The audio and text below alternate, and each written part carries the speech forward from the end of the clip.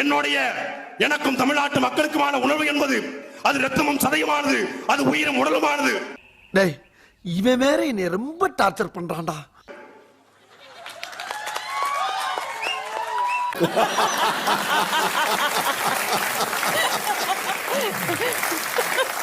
இது சென்சிபிளான இந்த நடிப்பை படத்துல போட்டுதான் தேசிய விருது கிடைச்சிருக்கும்.